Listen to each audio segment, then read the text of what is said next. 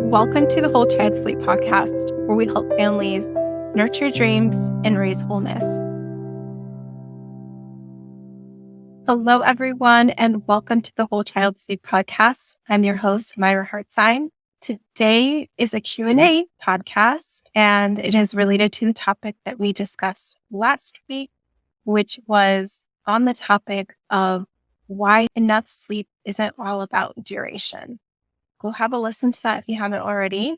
Today, we are taking a question from Laura. And Laura asks, my child has always been an early to bed, early to rise kid. But in the last few months, she's gone from falling asleep by 10 to staying awake until 2 a.m. She has to be out of the house by 8:30 a.m. I'm worried that she is not getting enough sleep. Laura, great job reaching out. And this is definitely something that I would be concerned about as well. And I see a few things here, Laura, that I would like to bring to your attention.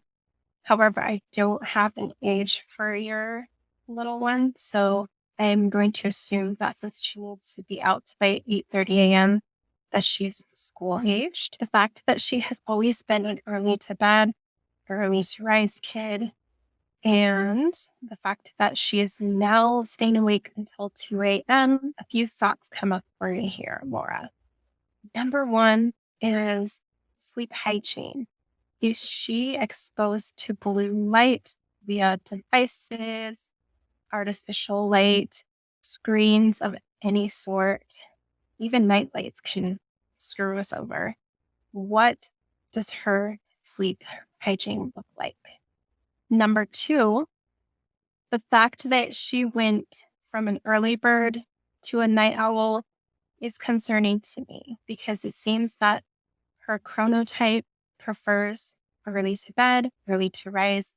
That doesn't typically move so drastically later, even in adolescence. We would still see, though later, being on the early side of the average of adolescence. And 2 a.m. is hugely on the later side, and I would say unnaturally so. So that is a point of concern for me. I would encourage you to look at physiological factor. What might be affecting her physiologically that may have caused her to shift so drastically in her sleep timing? Could she be deficient in micronutrients? Could she be deficient in neurotransmitters? Could she be deficient in omega-3 fatty acid? Or could she have some gut issues or some sensitivities that have arisen? These are all things that I encourage you to look into with someone that can help her in this area. And number three, how does she deal with stress? How is she managing stress? Does she seem anxious? Does she seem sad and unmotivated? Or does she seem like she is constantly trying to distract herself? Those are questions you will want to ask yourself as to possibility of mental health affecting the drasticness of the timing of her sleep. So those are all questions I encourage you to ask yourself, Laura. I hope this was helpful. Please reach out with any questions or if you need support in any way.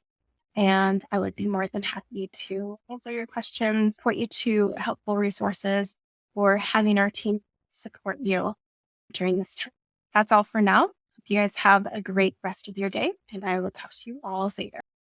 Thank you for listening to the Whole Child Sleep podcast. For references to articles discussed in this podcast or for evidence on the topics that we've discussed on this podcast, please look in the description below, or you can find the articles linked in our blog at curesleep.us. I want to give you an idea of what you can expect in terms of structure of this podcast moving forward. You can expect one podcast a week, and we will cover a topic for 2 weeks. The first week, you can expect the podcast to be more educational and informational. The following week will be more of a Q&A covering the same topic. If you have a question that you would like us to answer during the Q&A podcast, please send them in at 406-551-4083. And if you've found this podcast to be helpful, we ask that you share it. We would love to reach more tired families. We also ask that you subscribe and like and give us a 5-star review. This also helps us reach more tired families. We hope you have a beautiful day, and we will talk to you next week. By listening to this podcast, you understand and agree to the following. The content of this podcast offers the opinions of Myra Hartzheim and her guests, and it is not intended as medical advice. It serves as an informational purpose. For personalized and medical concerns, consult your healthcare professional. The views and opinions in this podcast are our own and don't represent our employees or affiliates. The views of the guests in this podcast are their own and do not necessarily reflect that of Cure Sleep Group. Our podcast and website are not for legal purposes, such as establishing a standard of care or expert witness testimony. We don't guarantee the accuracy of statements or opinions. We appreciate your assistance in maintaining content accuracy. If you find errors in our podcast or blogs, please reach out via email to support@curesleep.us. This podcast is owned by Cure Sleep LLC and presented by the Whole Child Sleep Podcast. Thank you for tuning in.